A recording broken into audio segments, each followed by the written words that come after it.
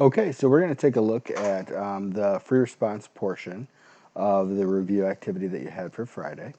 So first thing, in number 6, it says determine whether each pair of triangles is similar and justify your answer. All right, so first thing that I notice with these is that we have two angles marked congruent, all right, but we don't have another pair. So one pair would only work if we had adjacent sides. All right, so this 15 is promising, this 4 and 6 are promising, but unfortunately I'd need something for that side. And without that, and without parallel lines, I have no luck. So I'm going to say not similar on this first problem. All right, if I look at number 7,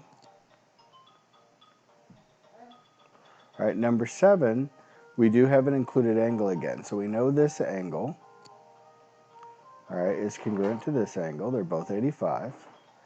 So I'm going to check the sides that are adjacent to it. So the 10 is the shorter of 10 and 18.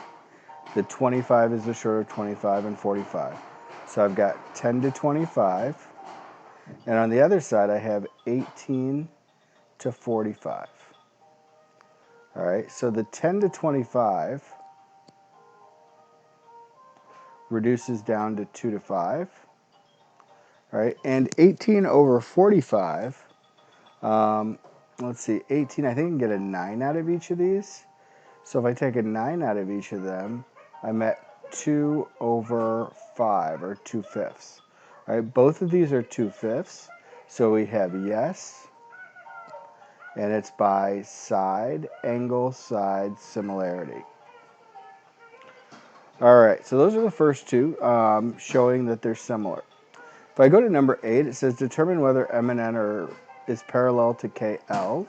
Justify your answer. All right, if they're parallel, we know the ratio of 9 to 11, all right, this piece, and the ratio of 2 to 3 have to be the same. All right, we can also look at that similarly. We can look this way. The ratio of these two have to match up to the ratio of those two. So 9 over 2 doesn't reduce. 11 over 3 doesn't reduce.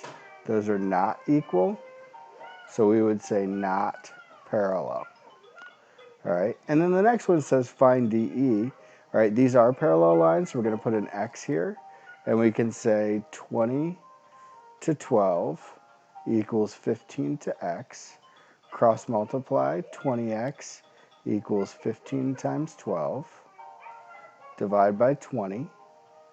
All right, I know that 4 goes into 12 3 times, and I know that 5 goes into 15 3 times, so we end up at 9. All right, so the X value equals 9. All right, last but not least, in number 10, it says a rectangle has a perimeter of 14 inches. A similar, important word there, rectangle has a perimeter of 10 inches. So we know we're looking at 14 to 10. If the length of the larger rectangle is 4 inches, all right, so the length of the larger is 4, what is the length of the smaller? So we'll put an X there.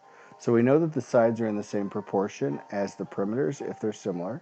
So we're going to set those equal. So 14x equals 4 times 10. We'll divide by 14. All right, a 2 goes into both of those. So we have 7 and 5. So we have 27ths. All right, and 27ths does not reduce. So we're looking at x equals 27ths. All right, and that would be our correct answer for that one. So hopefully that takes care of all your questions. Thanks.